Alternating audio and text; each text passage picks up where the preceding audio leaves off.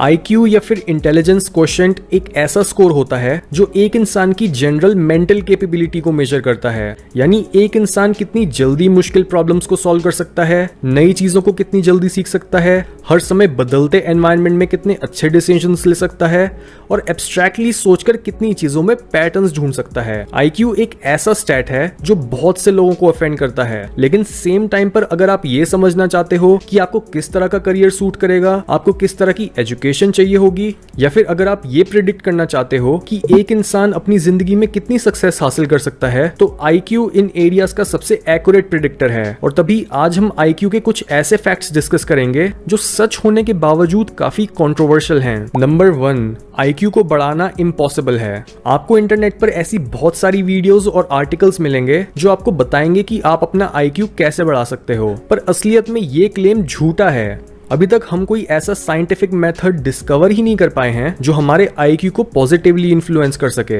हम किसी इंटेलिजेंट इंसान का IQ कम तो कर सकते हैं उससे पढ़ाई लिखाई ना करा के और उसे एक बेकार डाइट देके, पर एक इंटेलेक्चुअली इम्पेयर्ड इंसान का IQ नहीं बढ़ाया जा सकता। जितना एविडेंस अभी हमारे पास अवेलेबल है वो ये बताता है कि IQ कुछ हद तक बस बचपन में बढ़ता है, उसके बाद हमारे एडल्टहुड में एकदम स्टेबल रहता है, और जब हम बूढ़े होने लगते हैं तब हमारा IQ खुद ब खुद कम होने लगता है। इसका मतलब आप टाइम के साथ साथ अपनी प्रॉब्लम सॉल्विंग एबिलिटीज खो देते हो, यानी आपकी फ्लूइड इंटेलिजेंस। और जिस टाइप की इंटेलिजेंस आपके पास रह जाती है वो होती है आपकी क्रिस्टलाइज्ड इंटेलिजेंस, यानी जो भी स्किल्स, फैक्ट्स या नॉलेज आपके पास पहले से होती है। नंबर 2, IQ मोस्टली हमारे जेनेटिक्स से इन्फ्लुएंस होता है। IQ के इतना स्टेबल होने का एक बहुत बड़ा रीजन ये है कि वो जेनेटिक है। इसका मतलब इवन अगर एक इंसान का बचपन काफी अच्छा था, उसे हेल्दी डाइट दी गई थी और अच्छी एजुकेशन भी प्रोवाइड करी गई थी, तब भी वो इंसान सिर्फ उतना ही इंटेलिजेंट बन पाएगा जितना उसके जीन्स उसे अलाउ करेंगे।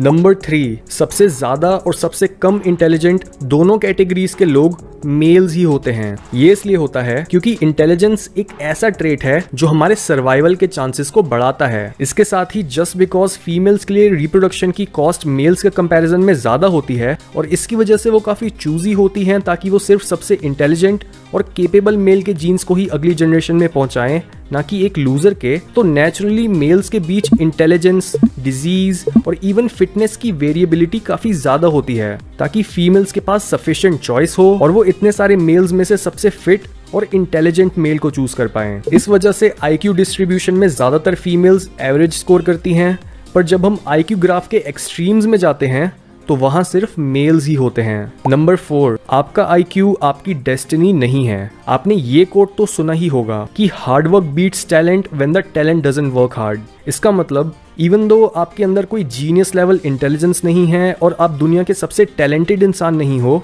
आप फिर भी अपनी लाइफ में बहुत कुछ हासिल कर सकते हो, क्योंकि जिंदगी में सक्सेस हासिल करने के लिए हमें 2 ट्रेट्स चाहिए होते हैं, जो कि है इंटेलिजेंस और हार्ड वर्क। जिस इंसान के पास एक ट्रेट की कमी होती है वो उसे दूसरे से कंपनसेट करता है। सो अपनी डिसएडवांटेजेस पर ध्यान देने के बजाय अपनी एडवांटेजेस के नंबर बढ़ाओ। नंबर 5, हर 10 में से एक इंसान किसी भी काम को करने के केपेबल नहीं होता। यहाँ हम बात कर रहे हैं उन लोगों की जिनका IQ 85 से कम है, जो कि दुनिया की लगभग 10 से 15% पॉपुलेशन है। और ये प्रॉब्लम कभी भी खुले में डिस्कस नहीं करी जाती, जस्ट बिकॉज ये इतनी सेंसिटिव चीज है कि कई लोगों के लिए दुनिया में कुछ काम है ही नहीं। इसके ऊपर से कंटिन्यूअसली बदलती टेक्नोलॉजी को समझना तो और भी मुश्किल है। हमें ये ही नहीं पता कि हम ऐसी कौन सी जॉब क्रिएट करें जो इतनी रिपेटिटिव और समझने में सिंपल होगी कि इतने लो IQ वाले लोग भी उसे ईजिली कर पाएं। ये एक काफी सैड फैक्ट है, पर अभी तक ना तो साइकोलॉजी इसका सॉल्यूशन निकाल पाई है और ना ही गवर्नमेंट। नंबर 6, IQ हमारे सिर के साइज से कोरिलेटेड है। यानी जब हम बॉडी साइज जैसे फैक्टर्स को हटा देते हैं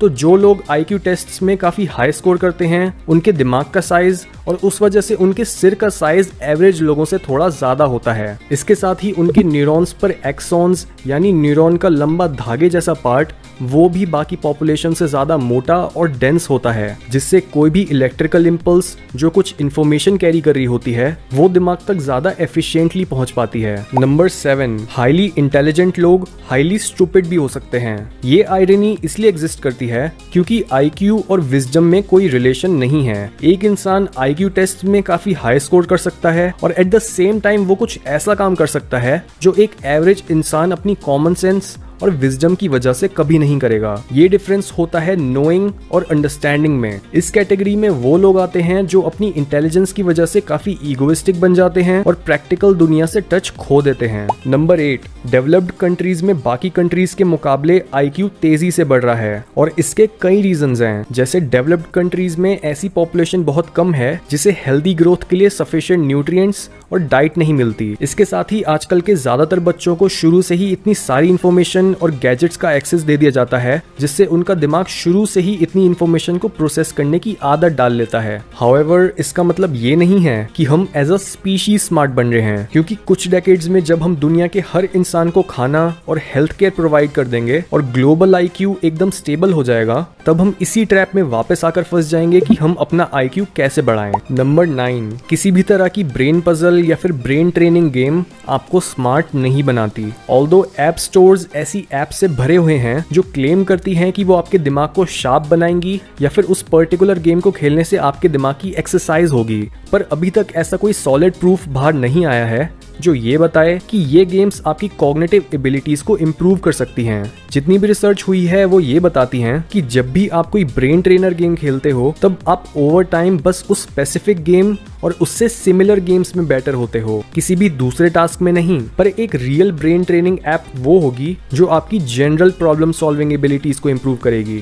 number 10, lower IQ higher crime rate से रिलेटेड है। अमेरिकन साइकोलॉजिस्ट आर्थर जेनसन ने अपनी बुक द G फैक्टर में बताया है कि जिन लोगों का IQ 80 to 90 की रेंज में होता है उनके बीच क्राइम रेट सबसे ज्यादा होते हैं। इसका एक बड़ा रीजन होता है दूसरे लोगों या फिर लाइफ के लिए कड़वाहट, क्योंकि जब एक इंसान को लगता है कि उसके पास तो लाइफ की इस गेम को खेलने के लिए कोई स्किल ही नहीं है और ना ही वो कभी कोई स्किल डेवलप कर पाएगा, तो उसका लास्ट ऑप्शन बचता है अग्रेशन, जिसकी वजह से वो दुनिया में एटलीस्ट किसी तरह से अपना इम्पैक्ट छोड़कर जा सके, फिर चाहे वो इम्पैक्ट नेगेटिव ही क्यों ना हो।